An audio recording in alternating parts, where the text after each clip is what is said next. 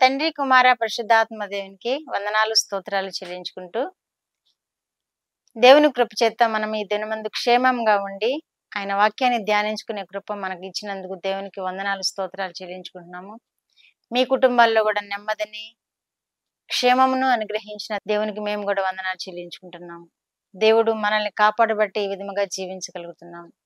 వాక్యాలు వినండి, వాక్యాలు ధ్యానించండి, మాకు సహకరించండి, పరిచర్యను ప్రోత్సహించండి, షేర్ చేయండి, కామెంట్స్ చేయండి. ఇంకా ఏమైనా మేము ఇంకా ముందుకు వెళ్ళడానికి మీ కామెంట్స్ చాలా అవసరమైనది, మీ లైక్స్ చాలా అవసరమైనది. మీరు షేర్ చేయండి, మమ్మల్ని హెచ్చరించండి, మాకు బలమునివ్వండి. దేవుడు మిమ్మును మమ్మల్ని దీవించునుగాక.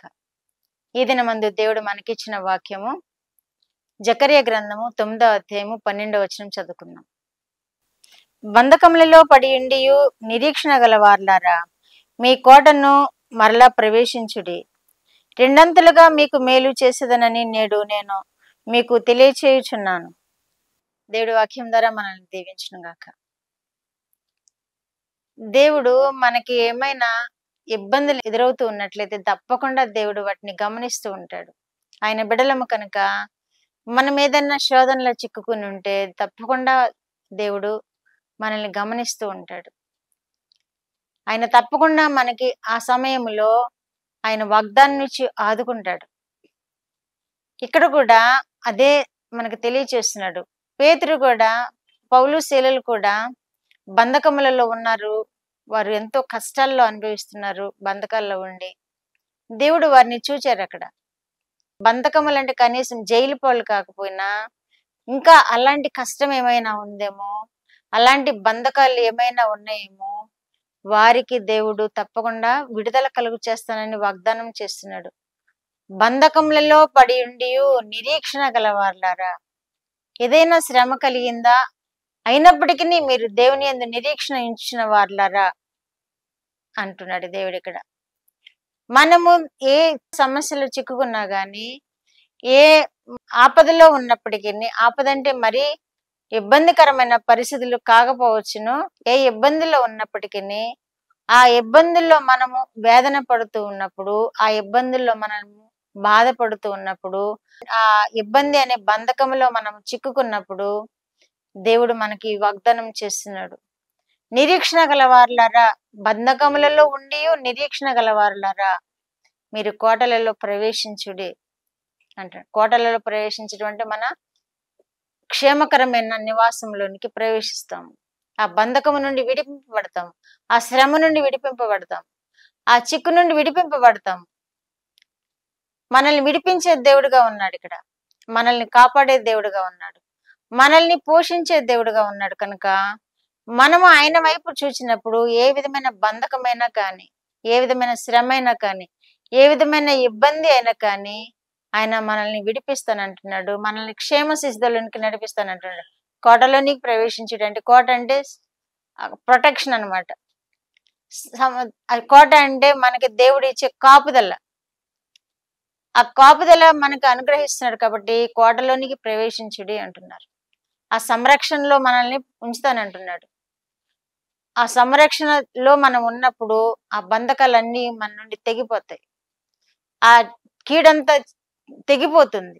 ఎప్పుడు అంటే ఆయనను ఆధారం చేసుకున్నప్పుడు ఆ చెరంతా తెగిపోతుంది, ఆ బంధకమంతా విడిపోతుంది, మనకి క్షేమము సౌఖ్యము కలుగుతుంది. ఎప్పుడు అంటే ఆయనను ఆధారం చేసుకున్నప్పుడు, ఆయన వైపు చూసినప్పుడు. ఏదైనా చిన్న సమస్య వచ్చిందంటే మనము చింతపడకుండా దేవుని వైపు చూసినప్పుడు ఆ బంధకం అంతటిని దేవుడు తొలగిస్తాడు, మనకి క్షేమం ఇస్తాడు, దేవుడు కాపుదలను కూడా ఇస్తాడు. రెండంతలుగా మీకు మేలు చేసేదనని మీకు తెలియచేయుచున్నాను అంటున్నారు. మనం ఆయన మీద ఆధారపడినప్పుడు, ఏదైనా బంధకం అనేది కలిగినప్పుడు మనం ఆయన వైపు చూస్తే ఆ బంధకం విడిపోతుంది కదా, రెండింతలు మేలు చేస్తానంటున్నారు. ఆయన మహిమార్థమై మనకు రెండింతలు మేలు చేస్తారు, ఆయనకి సాక్ష్యార్థమై మనకు రెండింతలు మేలు చేస్తారు. కాబట్టి ఆ బంధకాలన్నీ తెగిపోయిన రోజు తప్పకుండా దేవునికి సాక్షులుగా నిలబడాలి, ఆయన గొప్ప చేయాలి. నన్ను ఈ బంధకము నుండి దేవుడు విడిపించాడు, ఈ ఆపద నుండి విడిపించాడు, ఈ శ్రమ నుండి నన్ను తప్పించాడు దేవుడు అని సాక్షులుగా నిలబడినప్పుడు రెండంతల మేలు చేస్తాడు దేవుడు. రెండంతల ఆశీర్వాదాలు ఇస్తాడు. ఆయన మహింపరిచినప్పుడు ఆయన ఎంత సంతోషిస్తారు మన ఎడల. ఆయనను స్తుతిస్తూ ఉన్నప్పుడు, ఆరాధిస్తున్నప్పుడు, ఆయన చేసిన మేళ్లను చెప్పుకొని ఆయనను మహింపరుస్తూ ఉన్నప్పుడు మన యందు ఎంతో ఆనందించి రెండంతల ఆశీర్వాదాలు, రెండంతల మేలులతో మనల్ని తృప్తిపరుస్తానంటున్నాడు. కాబట్టి ఆ విధముగా మనం చేద్దాము, దేవుని చేత ఆశీర్వదింపబడదాము, దేవుని ప్రాకారంలో మనం ఉందాము. దేవుని ప్రాకారంలో ఉంటే దుష్టుడు కూడా మనల్ని సమీపించలేడు, ఏ కీడు మనకి చేయలేడు వాడు. కాబట్టి దేవుణ్ణి హత్తుకొని జీవిద్దాము, ఆయన క్షేమస్థితిలో మనము కాపాడబడదాము. ప్రార్థన. మా దేవా, మా ప్రియ పరలోక ప్రభువా, మీ పరిశుద్ధ పాదములకు వందనాలు, స్తోత్రాలు.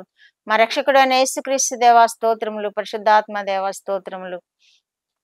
ఇచ్చిన వాక్యం కొరకు స్తోత్రములు ప్రభువా. వినిచిన బిడ్డలందరినీ మీరు దీవించండి. బంధకము లాంటి సమస్య ఏదైనా వారు ఎదుర్కొంటున్నట్లయితే దాన్ని తొలగించండి ప్రభువా. నాయన క్షేమ స్థితిలోనికి వారిని నడిపించండి ప్రభువా. వారికి క్షేమము సౌఖ్యము దయచేయండి ప్రభువా. నాయన క్షేమము కలిగించే ప్రాకారంలోనికి వారిని నడిపించండి ప్రభువా. మీకు వందనాలు, స్తుతులు, స్తోత్రములు ప్రభువా. బిడ్డలందరినీ మీరు దీవించండి. వారు ఏమి కోరుకుంటున్నారో అది నెరవేర్చండి. వారు దేని నిమిత్తమై మీకు విజ్ఞాపన చేస్తున్నారో అది నెరవేర్చండి. నాయన మిమ్మల్ని మహిమపరచడానికి బిడ్డలందరినీ ఆశీర్వదించమని యేసుక్రీస్తు వారి పేరిట ఈ మనవులు మీ పాదముల యొద్ద వేడుకుంటున్నాను పరమ తండ్రి. ఆమేన్.